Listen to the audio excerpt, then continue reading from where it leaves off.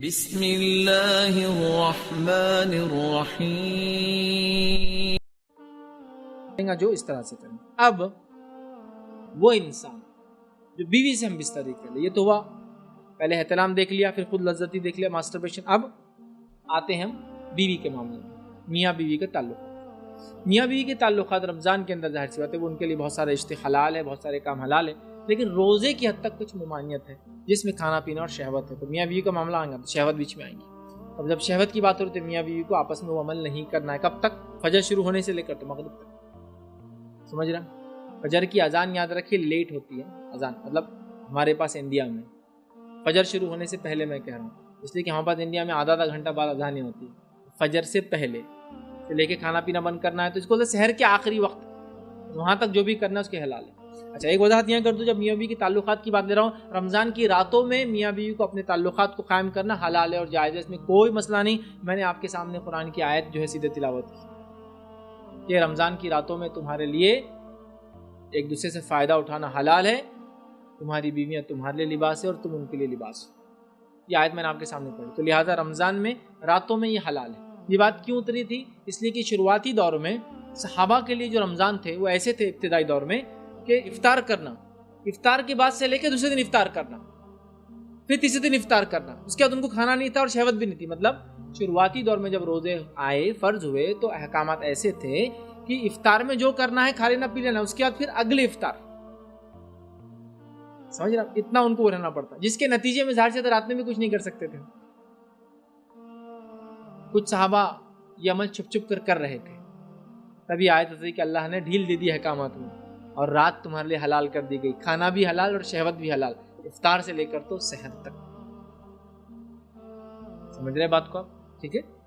تو بہرحال میں نے شروع میں اس لیے کہا تھا انسانی سماج ہے تو انسان ہے تو یہ ساری ضرورتیں ہیں اور لگی رہتی ہے انسان کے پیچھے. چلیے آگے آتے ہیں. چند مسائل سحر اور افطار کے تعلق سے، کہ سحر اور افطار کے تعلق سے کیا باتیں ہمیں معلوم ہونا ضروری ہے کہ ہم پریشان نہ ہوں سحری اور افطار کے معاملے میں. تو سب سے پہلی چیز تو یاد رکھیے سحر کا وقت فجر سے پہلے ہوتا ہے، کیوں تو سحر کا وقت جو ہی ختم ہوتا ہے فجر کا وقت وہاں سے شروع ہو جاتا ہے، اور یہ ضروری ہے کہ ہم سحر جو اس کے وقت میں کریں. ٹھیک ہے. تو سحر کا وقت فجر سے پہلے تک ہوتا ہے. ابھی کب تک رہتا ہے تو اس کا پیمانہ بہت مشکل ہے. مختلف مقامات پر لوگوں نے ٹائم ٹیبل بنائے ہیں، چارٹس بنائے ہیں، نظام الاوقات بنائے ہیں. آپ اس کو فالو کیجیے، وہ زیادہ بہتر ہے. ہر زمین زمانے کے علاقے سے سورج غروب اور نکلنے کا معاملہ الگ ہوتا ہے، لہٰذا فجر کا وقت بھی ہر جگہ الگ ہوتا ہے. جہاں میرے ہندوستان کے اندر اگر فجر کا وقت جو ہے 4-5 بجے اگر شروع ہوتا ہے تو وہیں سعودی عرب کے لیے ممکن نہیں ہو سکتا، وہاں 3:30 بجے شروع ہوتا ہوں گا یا ختم ہو جاتا ہوں گا. ٹھیک. تو ہر جگہ جو ہے پیمانے الگ ہوتے ہیں، تو لہٰذا آپ کو زمین زمانے کے اعتبار سے کام کرنا ہوگا. اور کچھ جگہ جو ہے یہ اور بھی تبدیل ہو جاتے ہیں، بہت جیسا جلدی ہوتا ہے، جیسے کہ کچھ جگہ فجر ہوں گی 2:30 بجے رات میں. ٹھیک. ایسے بھی علاقے ہیں کہ جہاں 2:30 بجے فجر ہوتی ہے اور 12 بجے عشاء ہوتی ہے رات کے. اول وقت عشاء کا 12 بجے ہوتا ہے، لیکن 3 گھنٹے کا ہی دن ہوتا ہے، صرف رات ہوتی ہے صرف، پھر دن نکل جاتا ہے. ٹھیک. تو بہت سے ایسے علاقے ہیں دنیا کے، تو اس معاملے میں آپ کو اعتبار کرنا پڑے گا اس علاقے کا. وہ علاقے میں ٹائم ٹیبل ہوتا ہے، اس کے مطابق آپ عمل کیجیے. ٹھیک. تو فجر سے پہلے ہم کو جو ہے یہ سحر جو ہے کرنا ہے. ٹھیک. سحر کرنا یہ بہت اچھا عمل ہے، بہت ہی بابرکت عمل ہے. کوئی شخص سحر میں اٹھنے کے بعد سحر کو بلا وجہ ترک نہ کرے کہ جانے تو جان پہ آ رہا، اٹھنا منہ دھونا جان دو، ویسی نہیں، ویسا نہیں. بالکل سحر آپ کیجیے، یہ بہت اچھا عمل ہے. نبی اکرم صلی اللہ علیہ وسلم فرماتے ہیں، متفق علیہ، بخاری مسلم کی روایت ہے، آپ نے فرمایا اور کہا کہ سحر کھاؤ کیونکہ سحر کھانے میں برکت ہے. سحر کھانا چاہیے، اس میں بڑی برکت ہے. یہ بہت اچھا عمل ہے، یہ سنت ہے، یہ مستحب ہے، ریکمینڈڈ ہے. رسول اللہ نے حکم دیا اس کا کہ سحر کھایا کرو، اس میں برکت ہے. تو لہٰذا کوئی بھی شخص فجر میں معاف کرنا سحر میں اٹھنے کے بعد، فجر سے پہلے اٹھنے کے بعد، رمضان کے مہینے میں روزہ اگر رکھ رہا ہے تو بغیر سحر کے روزہ نہ رکھے. لیکن یہ مسئلہ بھی جاننا آپ اور ہمارے لیے ضروری ہے کہ سحر کا کرنا فرض نہیں ہے، واجب نہیں ہے. یہ میں کیوں کہہ رہا ہوں؟ بہت سے لوگوں کے اگر سحر نہ ہو تو روزہ بھی نہیں رکھتے. آج سحر نہیں ہوئی تو روزہ کہاں سے؟ تو سحر نہ فرض روزے کے لیے فرض ہے، نہ نفل روزے کے لیے فرض ہے. یہ سنت اور مستحب ہے. صرف بہت اچھا عمل ہے، بہت بابرکت عمل ہے، انتہائی ضروری ہے، سب کچھ ہے، لیکن فرض نہیں ہے. ورنہ بہت سے لوگ بولتے دیکھو یہ تو سحر کے منکر ہے، سحر کا نہیں بولتے. میں کہہ رہا ہوں کہ سحر بہت ضروری ہے، اچھا عمل ہے، مستحب ہے، کرنا چاہیے، سنت ہے، لیکن میرے بھائیوں فرض نہیں ہے. چھوٹ جائے تو روزہ درست ہے، ورنہ ایک فریضہ چھوڑ دیتے ہیں لوگ یہ علم نہیں ہونے کی وجہ سے، ارے یار سحر نہیں ہوئی تو آج کا روزہ نہیں رکھا. اور کچھ لوگوں کو یہ غلط فہمی ہوتی ہے کہ جب بھی نیند میں سے اٹھو سحر کر سکتے ہو، روزہ رکھ سکتے ہو، تو لہٰذا اگر فجر کے بعد بھی اٹھتے ہیں تو 2 نوالے کھا کے پانی پی کے بولتے اب روزہ شروع ہو گیا. صرف ایک مسئلے کے لا علمی سے کہ سحر کرنا فرض ہے یعنی علم نہیں ہے، تو اب 2 لوگ تفریق ہو گئے. ایک تو روزہ ہی نہیں رکھ رہے اور دوسرے رکھتے ہیں تو کیا کرتے ہیں. ایک صاحب نے مجھ سے سوال کیا وہ کہ آج کا روزہ تھوڑا میرا کمزور ہے. میں نے کہا روزہ کیسے کمزور ہو گیا آپ کا؟ جبکہ 9 بج رہے ابھی تو دن کے، اور کمزور کہاں سے ہو گیا؟ کیا کر لیا ایسا عمل جو کمزور ہو گیا؟ یا تو ٹوٹ جائیں گا، کمزور کیسا ہوں گا؟ تو کہا وہ آج 7 بجے سحر کیا میں نے، جبکہ 7 بجے تو بالکل سورج نکل ہی جاتا کسی بھی حال میں. تو میں نے کہا 7 بجے آپ نے سحر کیوں کی اور کمزور روزہ، اور آپ کی سحر ہوئی آپ کو کیسا یقین ہے؟ تو دیکھیے اب روزے کے لیے سحر تو ضروری تھی، اور سحر تو جب نیند اٹھے تب ہوتی ہے. بولے تو میں 7 بجے نیند کھلی میری، آج فجر بھی نہیں ہوئی تو میں نے سحر کر کے روزہ رکھ لیا. آج کا روزہ آپ کا کمزور نہیں ہے، آپ کا آج روزہ ہی نہیں ہے. لا علمی دیکھیے انسانوں کیسا کرتی ہے. اور پتہ نہیں زندگی میں سے کتنے روزے انہوں نے رکھے تھے جس میں لیٹ اٹھے اور آرام سے سحر کر کے روزہ رکھا انہوں نے، چونکہ ان کے نزدیک سحر فرض تھی. اور یہ مسئلہ نہیں پتا کہ سحر فجر سے پہلے ہوتی ہے. ان کو لگا جب نیند جاگے سحر کرو اور روزہ رکھ لو. اور کتنے لوگ ایسے روزے رکھتے بھی، یاد رکھیں. اللہ حفاظت کرے ہماری. فرض اعمال میں یہ کوتاہی اللہ برداشت کرے گا، یہ لا علمی برداشت کے باہر ہے. کیوں؟ کہ اللہ رب العزت نے جب کسی عبادت کو فرض کیا تو اس عبادت کو تکمیل تک پہنچانے والے عمل کا جاننا بھی فرض ہے. تو نماز فرض ہے تو نماز کے مسائل جاننا بھی فرض ہے. روزہ فرض ہے تو روزے کے مسائل جاننا بھی مجھ پر اتنا ہی فرض ہے جتنا روزہ رکھنا اور عبادت اللہ نے فرض کی اتنا ہی فرض ہے. تو اگر کوئی کہے مجھے روزہ رکھنا معلوم صرف فرض ہے، یہ مسائل کا تو مجھے نہیں معلوم تھا، تو وہ بھی جو ہے نقصان میں ہے.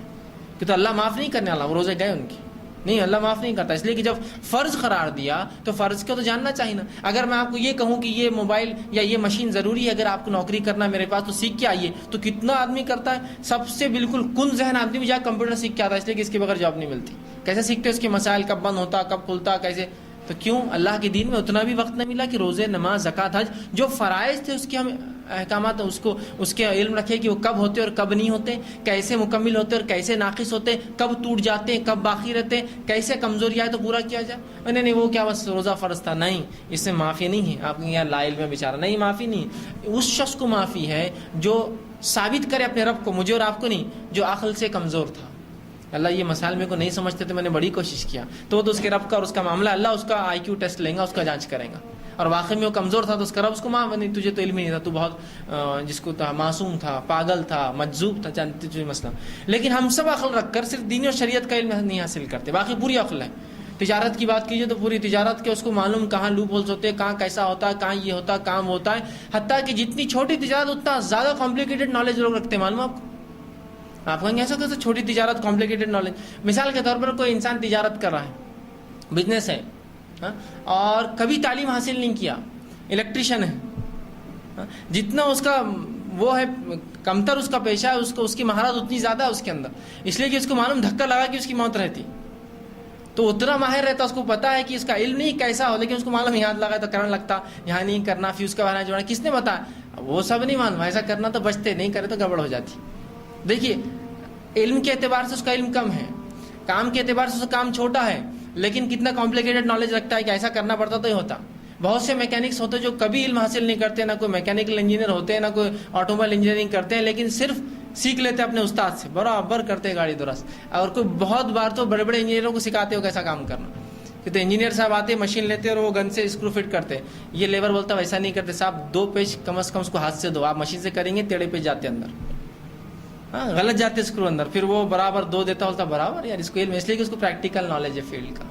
آپ دیکھیے نا، تو جتنا چھوٹا پیشہ اختیار کرا اتنا کمپلیکیٹڈ نالج، علم نہیں بول رہا لیکن باقی سب علم ہے. بہت سے لوگ ہوتے ہیں مختلف تجارت کرتے ہیں مختلف اشیاؤں کی، جن اشیاؤں کو ایسے حالت میں بیچا جاتا ہے جو لیکوڈ ہوتی ہے، طری کے فارم میں ہوتی ہے. دودھ بیچا جا رہا ہے، گیس تیل بیچا جا رہا ہے، پیٹرول بیچا جا رہا ہے، اور مختلف آئل بہت چیزیں بیچے جا رہے ہیں کمپلیکیٹڈ. لیکن برابر اس سے معلوم ہے کہ اس کو 2 نمبر کیسے کرنا ہے، اس کو بڑھانا کیسے. دودھ میں سیدھا پانی ڈالا، دودھ دکھ کر آتا ہے کسی پانی ہے، اس کا طریقہ اس کو معلوم کیسا ملانا پانی. گیس تیل پیلا اور سفید اور نیلا کیسا اس کو جو بیچنے کے لیے فرق کرنا ہے. حکومت نے نیلا گیس تیل نکالی اس لیے تاکہ یہ سبسڈی والا ہے، اور ایک عام گیس تیل آتا جو لال آتا، وہ گیس تیل ہوتا ہے سفید، وہ وداؤٹ سبسڈی ہوتا ہے. اس کا ریٹ 18 روپے 20 روپے تو اس کی قیمت 40 روپے ہے. اس کو پورا نالج ہے کہ یہ سفید کو پیلا کیسا کرتے، یا اودا بیچنا ہے تو اس کو سفید کر کے کیسا بیچنا. کمپلیکیٹڈ نالج ہے حالانکہ اس کو بیسک علم نہیں ہے. تو کیوں اللہ نہیں پوچھیں گا اس کا آئی کیو لیول کہ تجھے اتنا تو علم تھا کہ کس طرح سے دنیا کے فائدے کے لیے کچھ کمانے کے لیے کریں, میرے دین کے لیے اتنا بھی تجھے وقت نہ ملا کہ چند موٹے موٹے مسائل جو فرائض کے معافی نہیں ہے کہ بولیں گا میں فجر میں اٹھ کے کھا لیتا تو اللہ معاف کر دے, نہیں کرے گا. اس لیے کہ جہاں فرض پہ عمل کرنا ضروری ہے اتنا ہی ضروری ہے اس فرض کو تکمیل تک لے جانے والے عمل پہ عمل کا علم ہونا. یاد رکھیے ٹھیک ہے. تو سحر مستحب اور سنت ہے, فرض نہیں. لیکن میں یہ دعوت نہیں دے رہا ہوں کہ آپ سحر چھوڑیں, بالکل کیجئے, لیکن چھوٹ جائے تو روزہ رکھ لیجئے, کوئی مسئلہ نہیں. اب آپ کہیں گے میں تو سحر میں اٹھا ہی نہیں, پھر میرا کیا؟ تو آپ سوئے تو نیت کی تھی نا سحر میں اٹھنے, کیوں نیت کی تھی کہ روزہ رکھوں؟ تو نیت ہو گئی, آپ کا روزہ درست ہے. یہ تو نیت ہے کہ آپ سوئے تھے اسی نیت سے کہ میں فجر کا روزہ رکھوں گا, فجر میں اٹھ کے روزہ رکھوں گا, لہٰذا فجر سے پہلے سحر کروں گا, لہٰذا آپ کی نیت تھی اور اسی نیت پہ آپ روزہ مکمل کر سکتے. ورنہ پھر لوگ وہاں رک جاتے ہیں, میں تو نیت نہیں کی, فجر کا وقت بھی آ گیا اور سحر بھی نہیں ہوئی, پھر کیا کرنا؟ تو آپ کی نیت بھی درست ہے, بغیر سحر کے روزہ بھی آپ کا نفل بھی درست ہے اور فرض بھی درست ہے, لیکن بیجا سحر کو چھوڑنا اچھی بات نہیں, یاد رکھیے ٹھیک. اسی طرح رمضان مبارک میں فجر